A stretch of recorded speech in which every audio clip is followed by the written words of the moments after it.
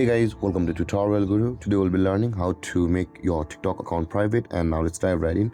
Now to make TikTok account private, first open up your TikTok app, and from over here guys, you have to opening the TikTok app. At the bottom right corner of the screen, you can see your profile icon available for us. At the bottom right, tap on that profile button. And over here guys, at the top right corner of the screen, you can see the three-lined icon. Tap on that three-lined icon. And over here guys, tap on the settings option available for us, and settings and privacy. And from over here again, we'll be required to tap on the privacy option, which is the second one just below the account. And over here guys, you can see there is the first option where it says the private account. You'll be required to turn that on in order to make your account private.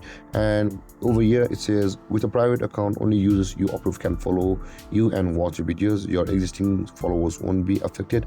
With that being done guys, your account will have been made private. And then guys, this is how to make your TikTok account private. And if you have any confusions or questions regarding the topic, feel free to comment in the comment section below, and don't forget to like, subscribe and hit that bell icon for more videos. Thank you for watching guys. Peace.